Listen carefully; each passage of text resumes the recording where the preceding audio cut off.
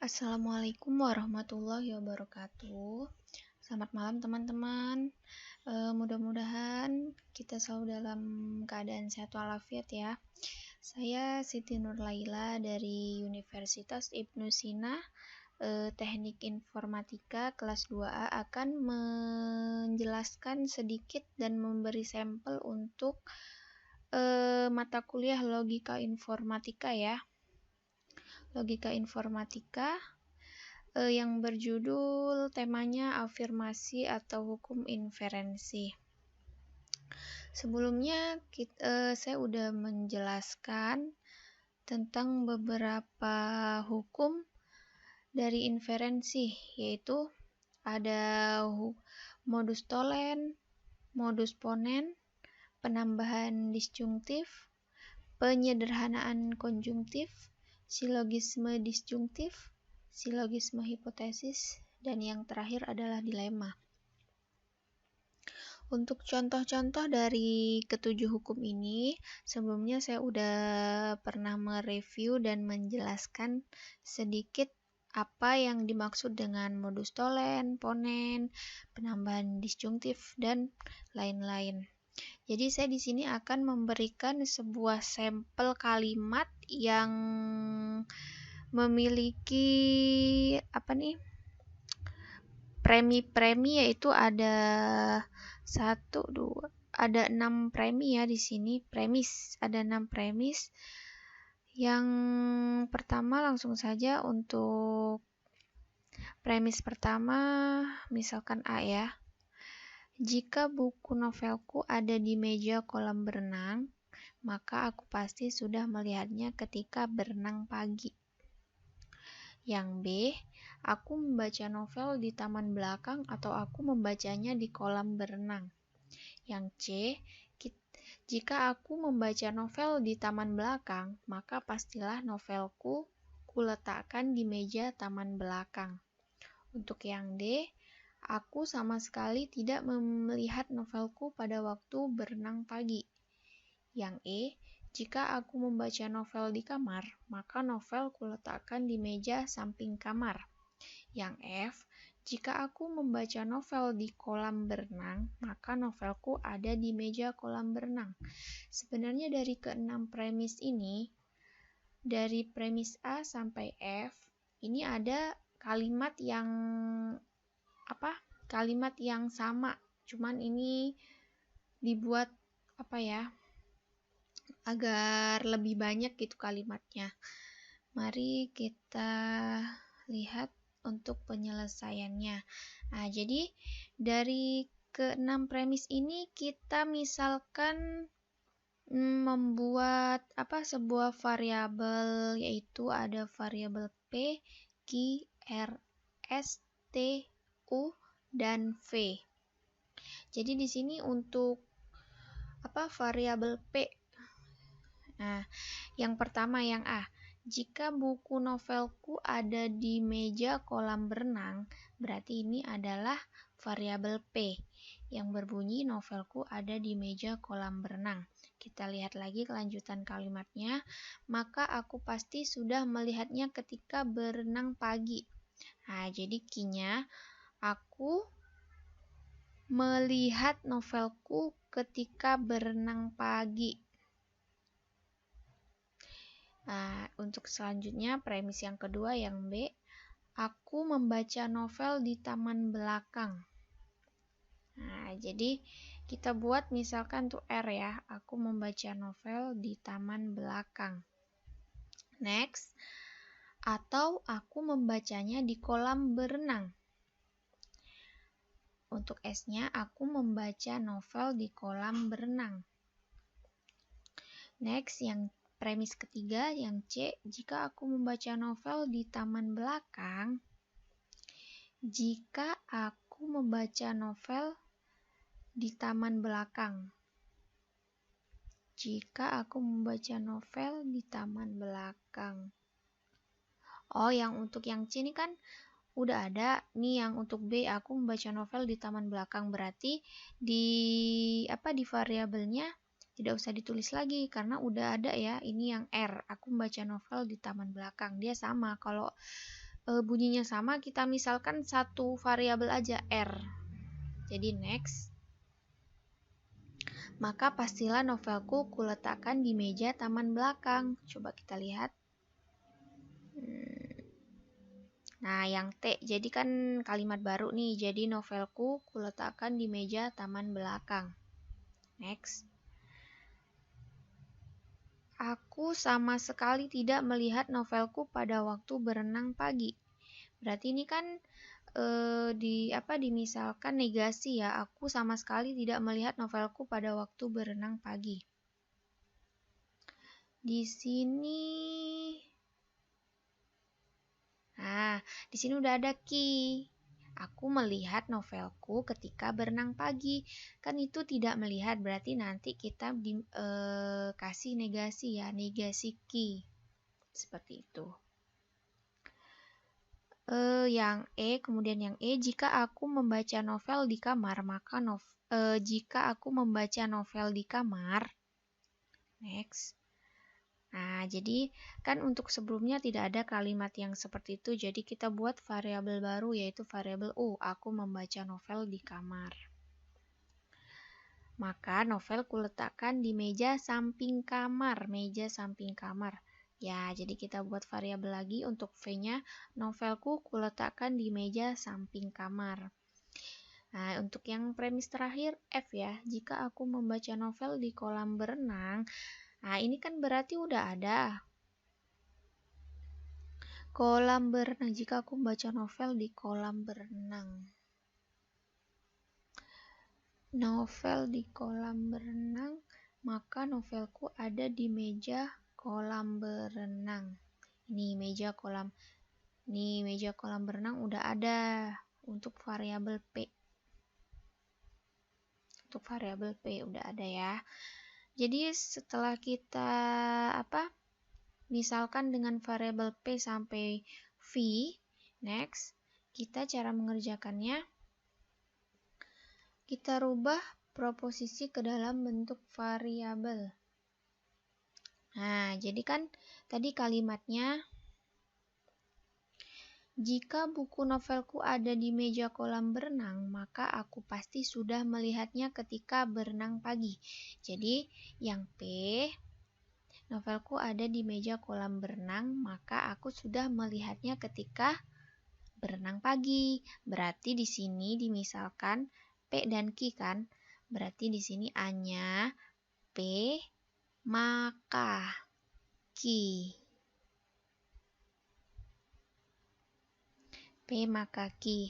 Untuk yang kalimat B, yang kedua, aku membaca novel di taman belakang atau aku membacanya di kolam berenang. Di taman belakang atau aku membacanya di kolam berenang. Berarti kan R dengan S. Nah, berarti B-nya R atau S. Untuk next yang C, jika aku membaca novel di taman belakang, maka pastilah novelku kuletakkan di meja taman belakang. Maka ya. Berarti penghubungnya maka. Jika aku membaca novel di taman belakang, maka pastilah novelku kuletakkan di meja taman belakang. Berarti untuk C-nya R, maka T. Nih, aku membaca novel di taman belakang, R-nya, maka T, maka novelku kuletakkan di meja taman belakang. Untuk yang D, aku sama sekali tidak melihat novelku pada waktu berenang pagi. Nah, jadi di sini aku kan ini ada nih, aku melihat novelku ketika berenang pagi. Jadi kan dia tidak melihat, berarti kan negasi, kebalikan dari melihat. Jadi di sini kita kasih tanda negasi ki. Oke, next. Jika aku membaca novel di kamar, maka novel kuletakkan di meja samping kamar. Dan untuk yang E, U maka V. U maka V. Aku membaca novel di kamar belakang, maka novelku kuletakkan di meja Yang U, aku membaca novel di kamar, maka novelku kuletakkan di meja samping kamar. U maka V. Dan untuk yang premis terakhir, jika aku membaca novel di kolam berenang, maka novelku ada di meja kolam berenang. Ini berarti F-nya S, maka P. S-nya aku membaca novel di kolam berenang. P-nya maka novelku ada di meja kolam berenang. Jadi di sini untuk pertanyaannya, maaf tadi nggak ketulis. Berdasarkan fakta-fakta tersebut, tentukan di mana letak dari novel tersebut. Jadi pertanyaannya itu di sini kan ada 6 premis nih. Jadi pertanyaan akhirnya itu dia di manakah letak dari novel tersebut. Nah, jadi kita udah pecahkan kan, ini dimisalkan kita menggunakan variabel P sampai variabel V.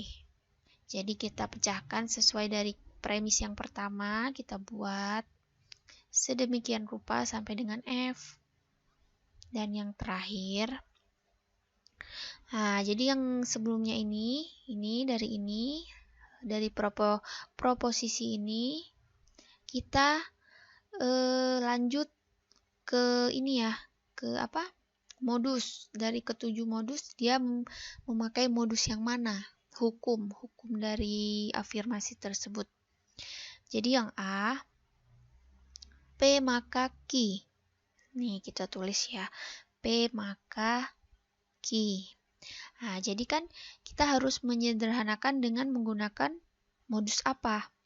Jadi kalau dilihat dari modusnya, kita menggunakan di sini modus Tholen ya. Jadi kita cari yang bisa kita sederhanakan. Nah, jadi kita pilih yang negasi Q di sini. Jadi A dan D, fakta A dan D. P maka Q, negasi Q. Maka kesimpulannya itu negasi P dengan modus Tholen. Next. Yang kedua, kita kan udah dapet negasi P nih di sini. Jadi kita cari untuk proposisinya yang ada P-nya. Ini kan udah yang A. Jadi kita lanjut yang ada P-nya nih F. Nah, maka kita masukin ke sini. S maka P. Nah, ini untuk fakta F ya. Jadi kita sama, ini kan menyederhanakan. Nah, kita menggunakan modus Tholen ya. Jadi kita masukin dari fakta kesimpulan dari nomor 1, negasi P, kita masukin ke sini negasi P, maka ditarik kesimpulan dapatnya negasi S. Sama menggunakan hukum modus Tholen di sini. Oke. Kesimpulan yang kedua udah dapat ya. Jadi kita cari lagi yang ada S-nya. Ini kan A, F udah selesai. Jadi kita cari yang ada S-nya di sini yang B ya. Kita masukin R atau S. Jadi kesimpulan kedua kita masukin negasi S. Maka hasilnya adalah R. Ini menggunakan hukum silogisme disjungtif.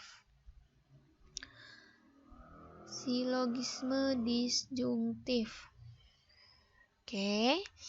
Next, selanjutnya kita udah dapat R, maka kita cari lagi untuk variabel yang ada R-nya. Ini ada C.